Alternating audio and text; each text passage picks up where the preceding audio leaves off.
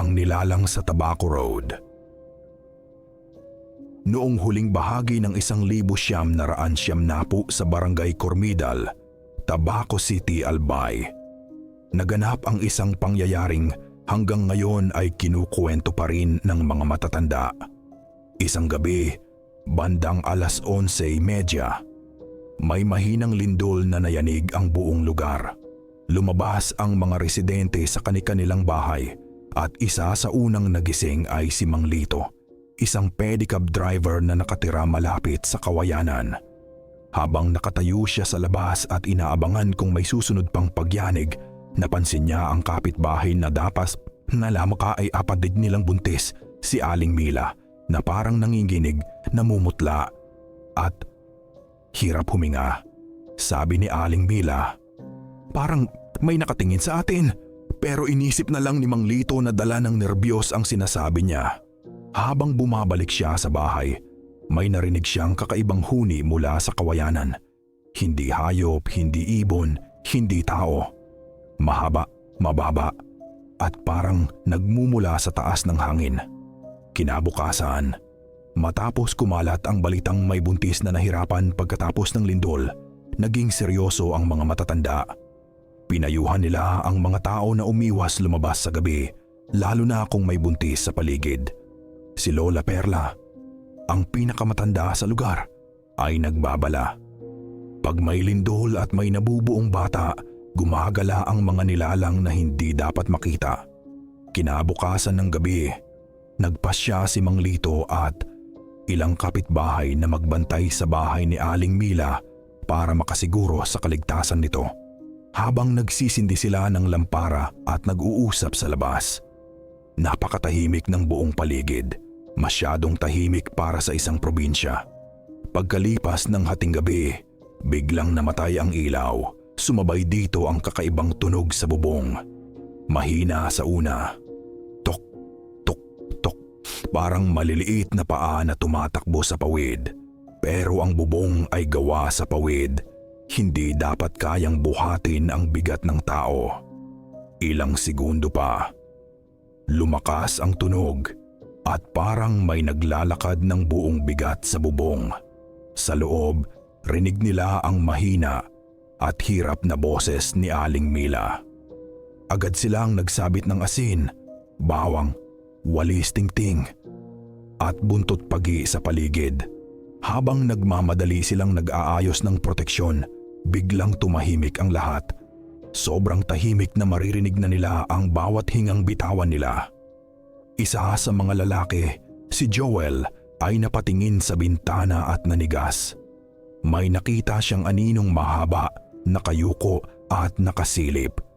Ngunit ang higit na nagpatayo ng balahibo niya ay ang dalawang mapupulang mata na nakatitig sa kanila mula sa labas, hindi kumikurap at parang inaamoy ang hangin. At mula sa labas, may boses na mahina pero malinaw na narinig. "Maaasim, mabango, malapit na." Pagkasindi muli ng lampara, nawala ang anino pero ilang sandali lang ay may narinig silang pagaspas sa itaas.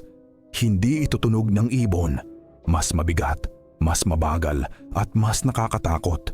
Kinabahan ang lahat at nagpasya silang ilipat si Aling Mila sa kapilya kung saan mas maliwanag at maraming tao. Habang naglalakad sila sa makitid na daan papunta roon, ramdam nila ang presensyang umiikot sa itaas nila. Tuwing hihinto sila, may maririnig silang pagaspas sa may kawayanan at minsan ay biglaang malakas na pagbagsak sa lupa na hindi nila makita ang pinanggalingan. Sa may tulay, may narinig silang isang malakas at mabigat na thud. Nang tingnan nila ang lupa, may bakas ng paa. Mahahaba ang mga daliri, matutulis ang bawat dulo at parang pinaghalong paa ng ibon at tao. Walang nagsalita, pero alam nilang hindi iyon normal. Pagdating sa kapilya, doon lang sila nakahinga ng maluwag. Hindi na sila sinundan ng kung anuman ang nasa kadiliman. Kinabukasan, pinuntahan nila ang lugar na pinanggalingan ng tunog. Nandoon pa rin ang bakas sa lupa, malinaw at sariwa. Ayon kay Lola Perla, hindi yan ibon, hindi yan paniki. Yan ang nilalang na lumalapit kapag may buhay sa sinapupunan at may ilaw na pumapatay sa dilim. Ilang linggo ang lumipas at ligtas na nanganak si Aling Mila. Ngunit hanggang ngayon, ayon sa mga taga-Kormidal, tuwing may buntis, may lindol o may maririnig na pagaspas sa bubong sa kalaliman ng gabi, may gumagalang nilalang sa tabako na hindi dapat makita ng tao. Sapagkat kapag nakita mo siya, hindi ka na raw makakalimot. Ako si Leandro, 17, taga Bicol. Lumaki akong hindi naniniwala sa mga kwentong kababalaghan. Akala ko lahat iyon ay imbento lang para takutin ang mga bata. Pero may isang gabi sa buhay ko na nagbago ng lahat. Isang gabing hanggang ngayon ay pilit kong kinakalimutan. Noong isang taon, umuwi kami sa baryo ng lola ko. Tahimik ang lugar, puro bundok at kakahuyan, at may isang burol sa dulo ng baryo na lagi nilang pinagbabawalan ang mga kabataan. Sabi ng matatanda, may gumagalang aswang daw doon tuwing hating gabi. Siyempre, hindi ako naniwala. Isang gabi, nagyaya ang pinsan kong si Nilo na samahan ko siyang kunin ang trapal na naiwan niya sa kubo sa burol. Wala raw tao, at mabilis lang daw. Dahil gusto kong makakita ng magandang tanawin, sumama ako. Paakyat pa lang kami sa burol, may napansin na akong kakaiba. Walang kuliglig, walang ihip ng hangin, walang kahit anong tunog mula sa gubat. Tahimik ang buong paligid, sobrang tahimik na para bang may nakikinig sa bawat yapak namin. Ilaw lang ng lampara at maliit na flashlight ang meron kami.